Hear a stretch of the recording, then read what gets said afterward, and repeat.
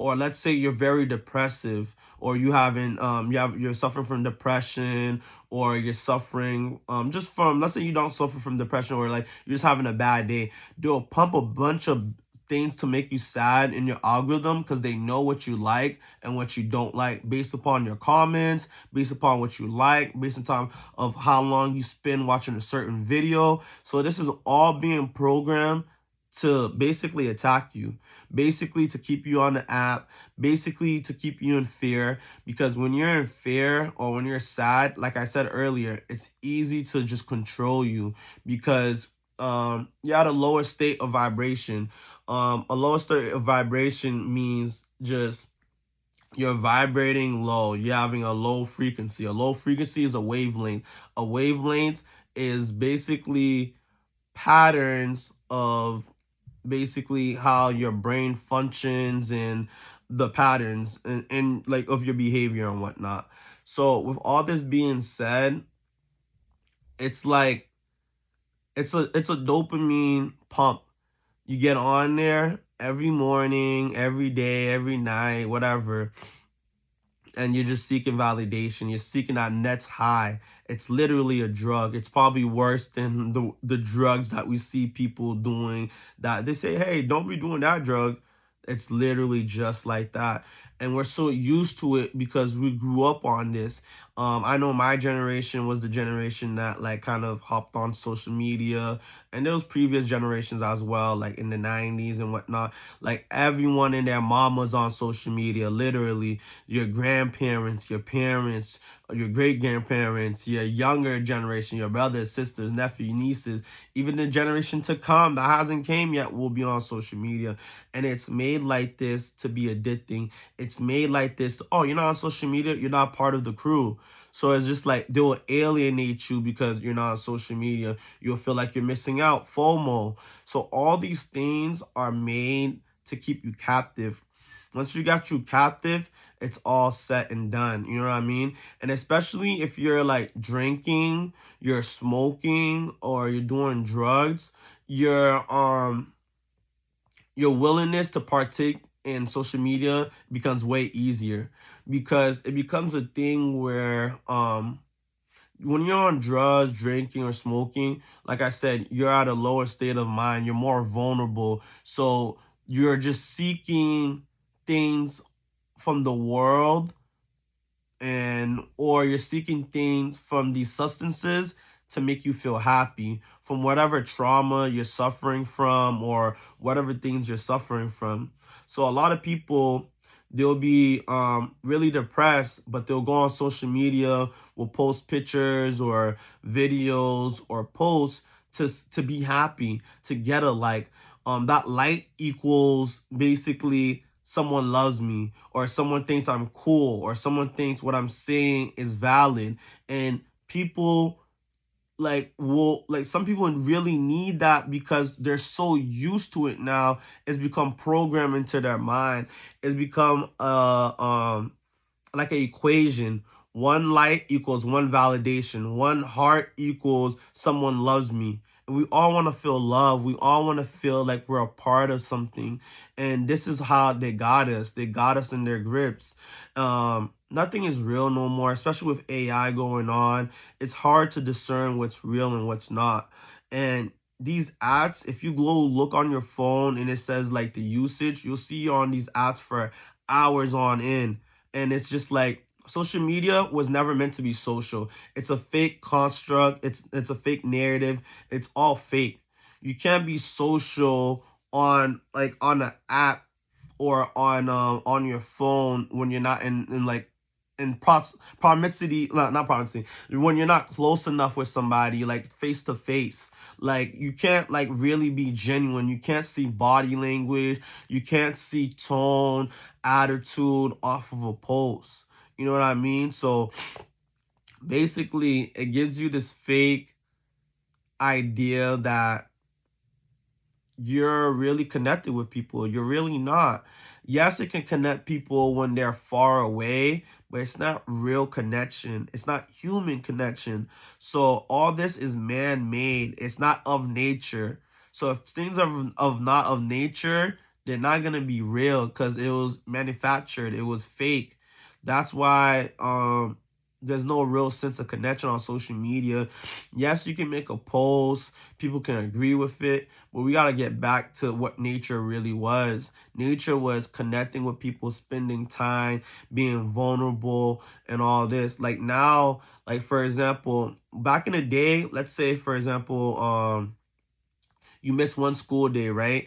Everyone's telling you like, damn, you missed what happened today, yo, like this and that happened. Nowadays, you're not missing nothing because someone can take a video of it, put it on social media. You can be on video chat or FaceTime with someone for the whole day, and you're literally seeing what's going on every single moment of the day that you miss. So let's say someone's fighting, I can immediately go on FaceTime and be like, yo, they're fighting, or just post a video, or if the teacher is explaining something. And this is even more prevalent with Zoom now, when during the pandemic, when classes were recorded. But classes were always recorded at times, like for example at universities and whatnot. But now on Zoom, like everything can be recorded, whether you're in high school, elementary school, or college. So you're never really missing out. It gives this fake sense of being omnipresent, like I said earlier. And this omnipresent feeling, only God can be omnipresent. God is here at every moment, every second, at all these different places all at once. We can't do that. We're only human. So the fact that we have this fake sense of being omnipresent makes us feel even crazier, because we feel like we're there when we watch a video, because it affects our mood, it affects our state of mind. We're all connected through social media in a aspect that's not even real, that it makes you feel like you're really there. So it changes your perception on reality. It changes your views on what's real and what's not real. It changes your morals on what's good and what's not good. Like people would do anything for clout. Like literally anything for clout, anything to be viral, anything to like feel seen. And it all comes from our childhood traumas. Like for example, I remember like when I was in high school, I used to do debate, and basically none of my family went to my debate tournaments or anything, or I didn't feel seen. Like, you know what I mean? Like my mom was always in and out the house. She never had time for me. My dad, he was in my life, but I wasn't living with him all the time. So like it was just really my parents that I wanted to make proud of myself, because they always tell you, hey, go to school, go to college, make your parents proud and whatnot. And during that time when I was younger, my parents just was never there. They kind of neglected me. Not kind of, they did neglect me. So I was just trying to do my best to make myself happy at times. And a lot of the times I was just really depressed. So me being depressed, it led me to feel validation when I would post things, or make me feel validated when I would come near my peers as I got older, like middle school and high school, or just working jobs. I said this before, but as a kid, like when you're born all the way until like elementary, kind of like a little bit of middle school, you want validation from your parents. You want your parents to love you. You want your parents to nurture you. You want to feel seen by your parents, and you want them to show you respect. And you also want to honor them and show them respect as well. And you should honor them and show them respect. And when you get to middle school, but especially high school, that's when that shift just changes, and you kind of want validation from your peers. You want validation from your the students you go to school with.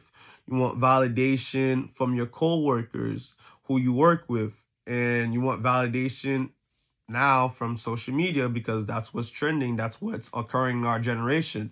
So when you make a post, or when you're doing something now, it's kind of like you're kind of healing, or you feel like you're healing your childhood traumas, because when you didn't feel seen by your parents or loved by them, you want that validation now. You want that validation more than ever from the people are watching, because this is all a stage. This whole life thing is a stage.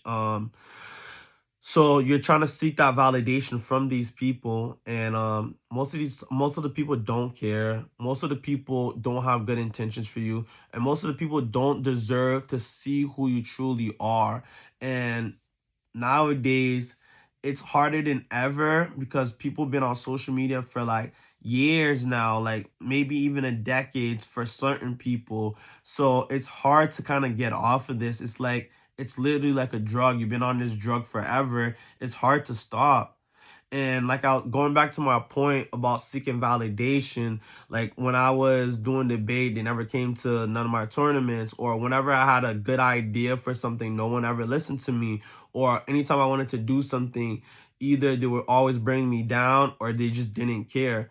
So now I spent my life trying to feel validated for the times that I didn't feel validated. And most people feel the same way. Some people will admit it, some people won't.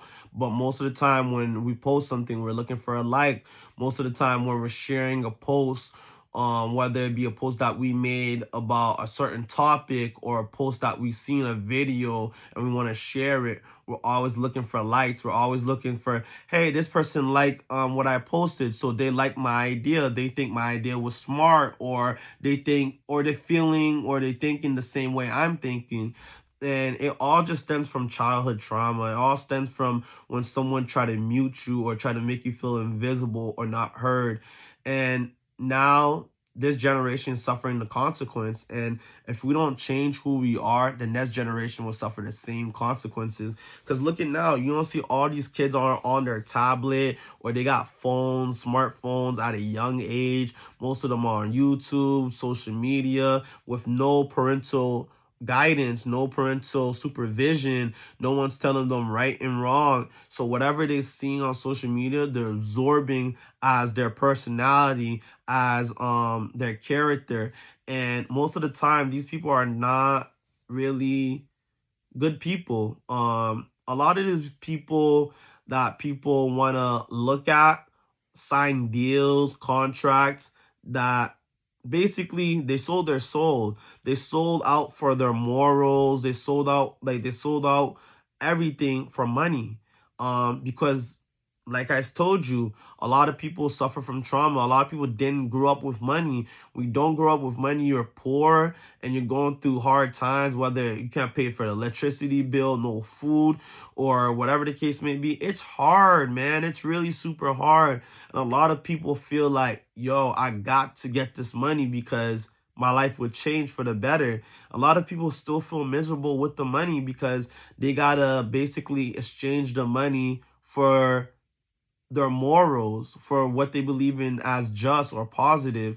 And this happens all the time. So now you got people, especially young kids, are looking up to these celebrities or these blogs as their savior. And God told you not to have idols, to only focus on him, to not worship other people. And a lot of these people, it's not even they follow people no more. They're worshiping these people. These people will do anything to be in a room to talk to these people, or will go against their morals just to listen, do what this person is saying, or be around them. And it's like a drug. It's like everyone is desensitized, like everyone is losing an aspect of their morality. And this is what's shaping the way we live. Now, like anything that was good, people are saying is bad. Anything that was bad, people are saying is good. So people will do anything now because their morality is at a low state. So no one cares when they see something wrong going on. They won't speak up about it. They won't make a change about it. They won't stick up for themselves. They won't stick up for others, whether it's your family, your friends, your community members.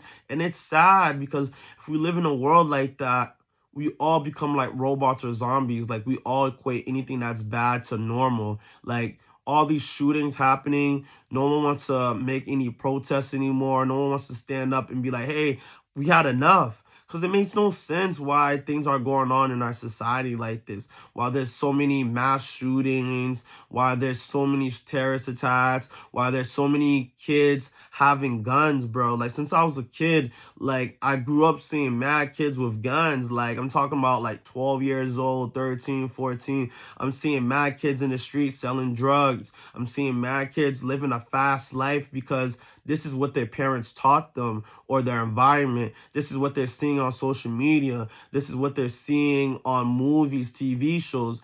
And it's like movies, TV shows, music, it's all used to control you. It's all like what your eyes see is what you become. What your environments put you in is kind of what you become as well, because you see it so much repetition. All that repetition is just, just like how you have to do repetition to learn your ABCDs. It's repetition. When you keep on saying those words, your alphabet, you learn them. You learn what are vowels. You learn what are like the from A to Z, how to speak, how to do all these different things. So with repetition, seeing things so often, okay, movies, TV shows, or you sell drugs, or you do this bad thing and you get money. When you're broke, when you're poor, and your stomach is hurting you, if you don't learn discipline, self-control, you'll do these things easily because you feel like you have no other option. You seen someone clock into work, never making that much money, but you seen someone do something that might not be good, making the money so quick, and you're like, damn, this makes no sense. I'm working my ass off while this person just got to do something real quick, and they got the most money for like a year's worth of my work, and probably in a day, in a month, in a week. And it's not right.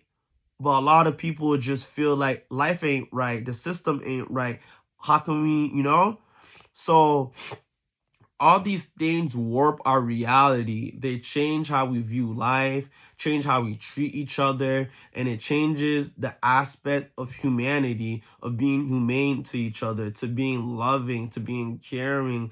And when you take those aspects away, you're not human no more. You either act like an animal, either act like a zombie, either act like a robot. Tends to why like people will give validation to people that have money, even though their morals aren't right, because they want what that person has. They envy that person, or they're either jealous. So they'll either try to be all cool with these people because they envy them and they're jealous of them, or most people will hate them. Either one, you know what I mean? And this is why our society is the way it is right now, because we don't got no parents or no leaders telling us what's wrong and what's right. We don't have nobody standing up for what's right. So everyone is letting all that flaw shit, all that negative, bad stuff win. If no one's fighting against it, it's winning.